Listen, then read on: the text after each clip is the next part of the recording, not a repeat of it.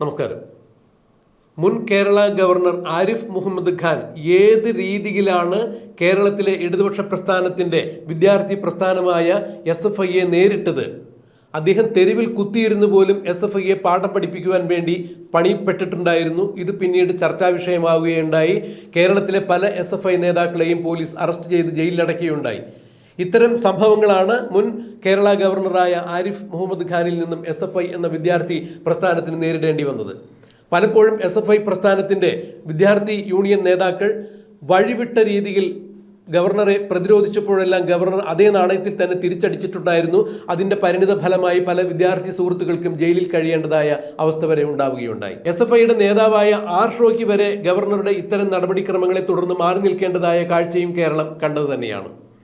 എന്നാൽ പുതിയ ഗവർണറായ രാജേന്ദ്ര ആർലേക്കർ സ്ഥാനമേറ്റപ്പോഴും SFIക്ക് കനത്ത വെല്ലുവിളി നേരിടേണ്ടി വരുന്നു എന്നുള്ളതാണ് സമീപകാല സംഭവങ്ങൾ സൂചിപ്പിക്കുന്നത്. വൈസ് ചാൻസലർ ഡോക്ടർ മോഹൻ കുന്നുമ്മലിന്റെ ചേംബറിലേക്ക് SFI പ്രവർത്തകർ കടന്നു കയറി അവിടെ പോസ്റ്റർ പതിച്ചതിനെതിരെ സംസാരിക്കുമ്പോഴാണ് ആർലേക്കർ കടുത്ത ഭാഷയിൽ SFIയെ വിമർശിച്ചത്.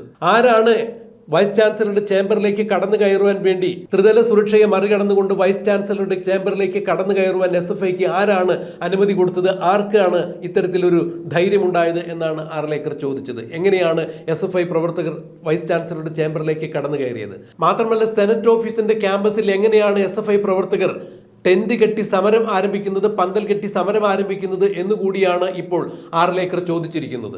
അതായത് മുൻപ് ഗവർണറായിരുന്ന ആരിഫ് മുഹമ്മദ് ഖാൻ ഏത് വിധത്തിലാണ് SFI നേതാക്കളെ നേരിട്ടത്, അല്ലെങ്കിൽ ഏത് തരത്തിലാണ് അവരെ പ്രതിരോധിച്ചത്, അവരുടെ സമരമുറകളെ, സമര നയ വൈകല്യങ്ങളെ പ്രതിരോധിച്ചത്, ഇത് തന്നെയാണ് ഇപ്പോൾ ആർലേക്കറും പിന്തുടരുന്നത്. വൈസ് ചാൻസലറുടെ ചേംബറിലേക്ക് കടന്നു കയറുവാൻ SFIക്ക് എങ്ങനെയാണ് ധൈര്യം വന്നത്? ആരാണ് ഏത് സുരക്ഷാ ഭടന്മാരാണ് SFI പ്രവർത്തകരെ വൈസ് ചാൻസലറുടെ ഓഫീസിലേക്ക് കടത്തിവിട്ടത് എന്നാണ് ഗവർണർ ആർലേക്കർ ഇപ്പോൾ അതിനിശിതമായ ഭാഷയിൽ സുരക്ഷാ ഉദ്യോഗസ്ഥരെ വിമർശിച്ചുകൊണ്ട് ചോദിച്ചിരിക്കുന്നത്. യൂണിവേഴ്സിറ്റി യൂണിയൻ കൗൺസിൽ തെരഞ്ഞെടുപ്പിന്റെ ഫലപ്രഖ്യാപനം വരാത്തതിനെ തുടർന്നാണ് സെനറ്റ് ഓഫീസിന്റെ കോമ്പൗണ്ടിൽ പന്തൽ കെട്ടി SFI പ്രവർത്തകർ പ്രതിരോധിക്കുന്നത് എന്നുള്ളതാണ് അറിയാൻ സാധിക്കുന്നത്. 24 മണിക്കൂറിനകം ആ പന്തൽ അവിടെ നിന്ന് പൊളിച്ചു നീക്കണം എന്നാണ് ഇപ്പോൾ ഗവർണർ ഉത്തരവിട്ടിരിക്കുന്നത്. വൈസ് ചാൻസലറുടെ ചേംബറിലേക്ക് കടന്നു കയറിയ SFI പ്രവർത്തകർക്കെതിരെ നടപടി ഉണ്ടാകണം എന്നുകൂടി ഗവർണർ എടുത്തു പറയുമ്പോൾ, ആരിഫ് മുഹമ്മദ് ഖാൻ മൂർഖനായിരുന്നെങ്കിൽ രാജേന്ദ്ര ആർലേക്കർ രാജവെമ്പാലയാണ് എന്ന് ഒരിക്കൽ കൂടി തെളിയിച്ചിരിക്കുന്നു ഗവർണർ. വൈസ് ചാൻസലറുടെ ചേംബറിനകത്ത് കയറി ആ ഭിത്തിയിലെല്ലാം RSSന്റെ സംഘചാലകയായാണ് വൈസ് ചാൻസലർ പ്രവർത്തിക്കുന്നത് എന്ന തരത്തിലുള്ള പോസ്റ്റർ പ്രവർത്തിച്ച SFIക്കെതിരെ കൃത്യമായ നടപടികൾ സ്വീകരിക്കുവാൻ വേണ്ടി ഗവർണർ മുന്നോട്ട് വന്നിരിക്കുന്നു. SFI പ്രവർത്തകർക്ക് ഇനി തെല്ലൊന്ന് വേർക്കേണ്ടതായി വരും, പലരും ഒളിവിൽ പോകേണ്ടതായി വരും എന്നുള്ളത് തന്നെയാണ് ഇപ്പോൾ രാഷ്ട്രീയ നിരീക്ഷകർ ചൂണ്ടിക്കാണിക്കുന്നത്. ഇത് തന്നെയായിരുന്നു SFIയുടെ നയവൈകല്യങ്ങൾക്കെതിരെ മുൻ ഗവർണറായ ആരിഫ് മുഹമ്മദ് ഖാൻ കൈക്കൊണ്ട നയം.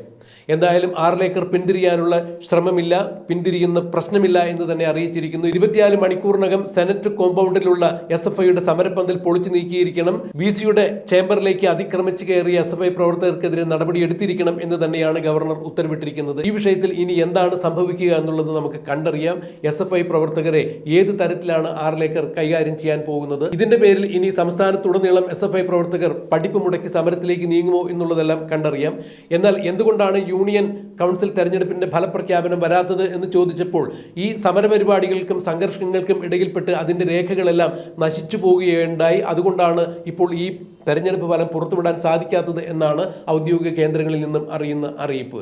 എന്തായാലും ഇതിനെതിരെ സമരം ചെയ്യുന്ന SFI പ്രവർത്തകരുടെ സമരപ്പന്തൽ പൊളിച്ചു നീക്കുവാനും VCയുടെ ചേംബറിനകത്തേക്ക് കടന്നു കയറി അവിടെ പോസ്റ്റർ പതിച്ച SFI പ്രവർത്തകർക്കെതിരെ നടപടിയെടുക്കുവാനും ഗവർണർ ഉത്തരവിട്ടിരിക്കുന്നു എന്നറിയുമ്പോൾ, അക്ഷരാർത്ഥത്തിൽ ഇടതുപക്ഷ പ്രസ്ഥാനത്തിന്റെ അമരക്കാരനായ പിണറായി വിജയനും ഞെട്ടിയിരിക്കുന്നു, ഇടതുപക്ഷ പ്രസ്ഥാനത്തിന്റെ വിദ്യാർത്ഥി യൂണിയനായ SFIയും ഞെട്ടിയിരിക്കുന്നു എന്നുള്ളതാണ്. ഇനി എന്താണ് SFIയും പുതിയ ഗവർണറും തമ്മിൽ നടക്കാൻ പോകുന്ന യുദ്ധം ഏത് രീതിയിൽ പര്യവസാനിക്കും എന്നുള്ളത് നമുക്കും കണ്ടറിയാം, കാത്തിരിക്കാം.